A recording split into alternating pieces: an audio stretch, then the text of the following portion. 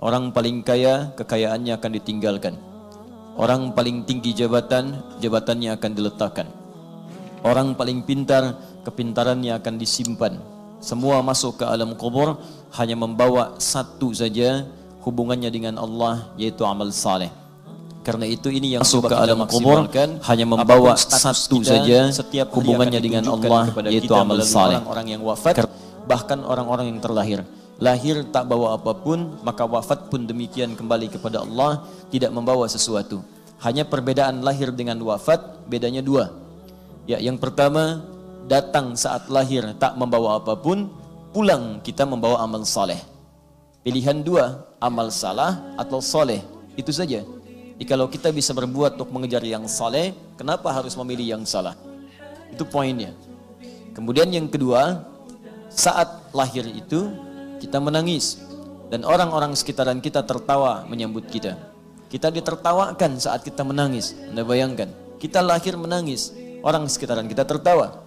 Maka saat kita pulang nanti mesti ada beda antara lahir dengan wafat. Jadikan kita yang tertawa dan mereka yang menangis melepas kepergian kita. Itulah perbedaan antara lahir dengan wafat. Jangan sampai serupa. Lahir kita nangis, mereka tertawa. Lahir kita tak tertawa, mereka menertawakan kita. Itu yang paling berbahaya. Karena itu bertakwalah kepada Allah Subhanahu wa taala, selalu belajar dari setiap kehidupan, baik yang hidup atau yang wafat, untuk memetik amal soleh dari perbuatan itu. Itu yang dimaksud Quran surah ke-67 Al-Mulk ayat yang kedua itu.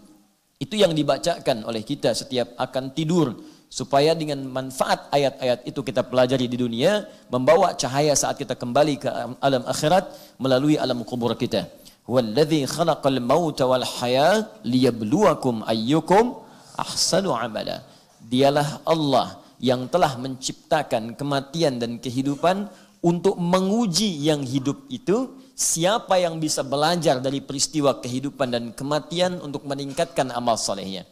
Jadi kalau ada orang hidup, lahir, dan orang wafat, kata Allah, tujuan diperlihatkan hidup dan wafat itu untuk memberikan kepada kita isyarat untuk memperbanyak amal soleh sepanjang usia kita hidup.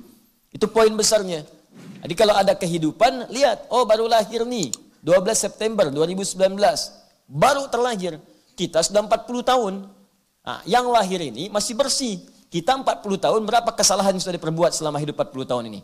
Ya, berapa maksiat di mata, maksiat di telinga, maksiat di lisan, sampai ke ujung kaki. Sudah tobat belum?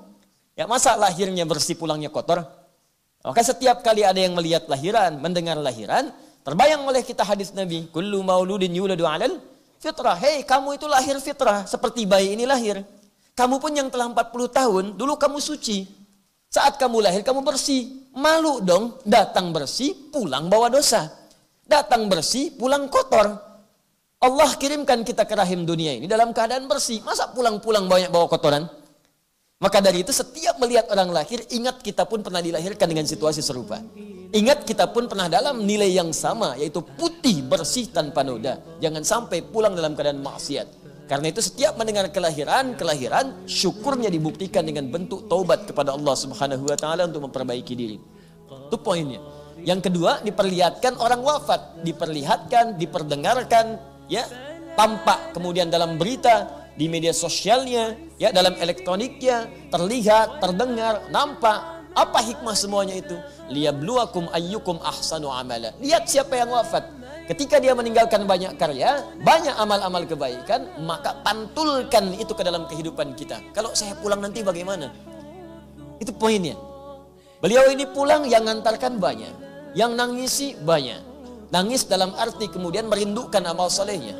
Yang nangis banyak, yang ngantarkan banyak, yang nyolatkan banyak, yang jenguk banyak. Besok kita pulang, serupa enggak dengan kita? Maka ketika yang demikian sudah kembali kepada Allah, tersisa kita, maka manfaatkan sisa hidup kita itu untuk mengumpulkan amal soleh, sehingga mendapatkan kemuliaan yang serupa dengan orang-orang yang telah mendahului kita. Itu poinnya.